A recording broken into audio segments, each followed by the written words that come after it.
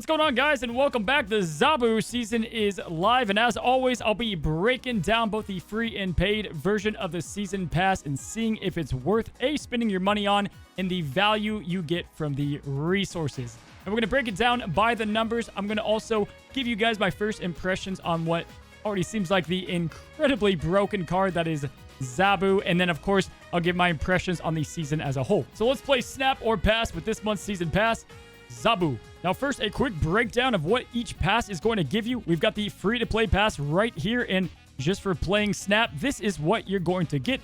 It's pretty laughably easy to complete if you're playing the game, and you're going to net yourself 2,300 credits, 300 gold, 85 boosters, 2 titles. Yay. And you'll get another free card back this season.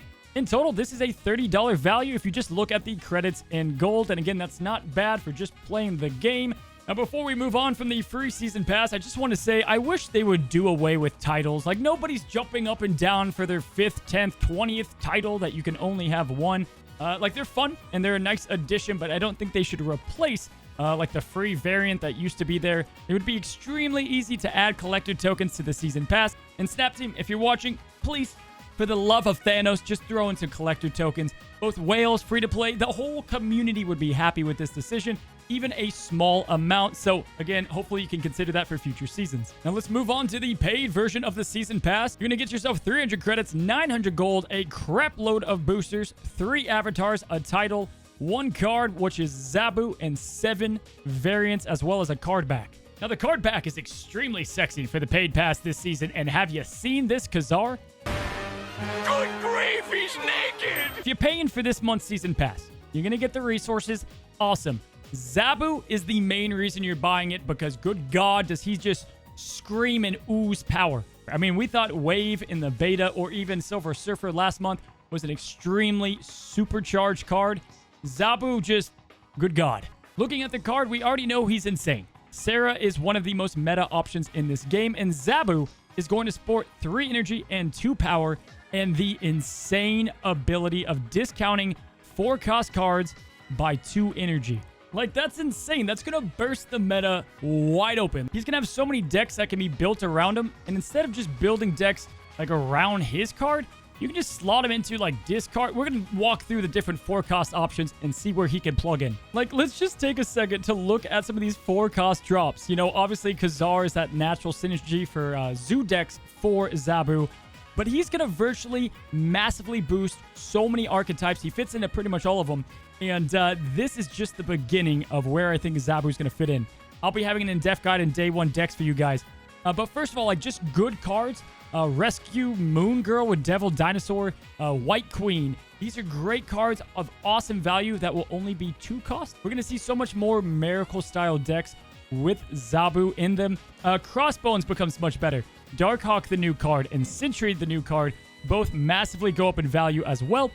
We've got Warpath for the Destroyer. Omega Red becomes much more playable. Even something like Hellcow is going to get so much more play. It's already a great card and people already use it. But in discard, being able to use this for a 2/6 in Hela or in these other, discard Lockjaw decks. And that's just scratching the surface, guys. Wong is going to be awesome. Shuri, insane. Absorbing Man, Ghost Rider, control options with Spider-Man. You got tech like Shang-Chi on a 2/3 Shang-Chi. You're going to see this guy everywhere. And then the main way to shut him down is something like Enchantress, which, funny enough, is going to work with the card itself. Now, to protect your Zabu, all you have to do is play a Cosmo in the same lane the next turn, and all of a sudden, you don't have to worry about Enchantress or Rogue messing that up. So to recap, Enchantress, Rogue, Sandman is going to be a pretty good counter as well to limit all of those cards and what they can drop. And then if you happen to have Super Scroll, this is where you're going to want to use them. Now, guys, early in the morning, I'm going to have my favorite Zabu decks for every single archetype, and these are going to be the ones that I'm going to test with first with the new card. And then later in the evening, I'll be having a gameplay and going through all those decks and testing them out myself.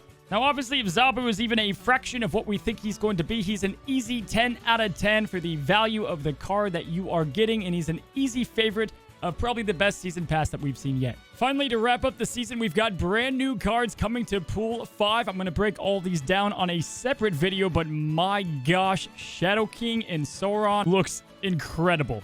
And we also got a look at the locations we'll be seeing this month as well, and the ones that will be there on the Tuesdays that we have to play these for 48 hours, so strap up for that. Now, lastly, looking at the total season pass, everything you're going to get together, these are all the resources combined, and obviously we're going to give this season pass a absolute snap. If not for just Zabu, also the resources are pretty damn good. Now, I do want to remind you guys, the Surfer was insane when he came out, and then we found some counters, and I'll continue to do that and get some videos out there to make sure for those that aren't buying the pass, you have ways to play against the deck. There are multiple of decks you can still play, and there's plenty of ways to win in Marvel Snap. But it doesn't change what I want to talk about quickly. I don't want to see super strong cards like Zabu come through a season pass. He can be a pool 5 card. I've got no problem there. But mainly, guys, the biggest thing I want to address is I want the season pass's value to come from a card that's a, 7 or 8 out of 10, like Black Panther, Miles Morales. And I want to see the resources make up that cost difference, right? Collector tokens, whatever it might be. Of course, there's a balance, and no matter what, people are going to complain that, spenders get more. But Zabu just seems a little bit on the crazy side. But you guys, let me know your thoughts down below. Now, at this point, it's tradition. We're going to give away some season passes to the subscribers of this channel.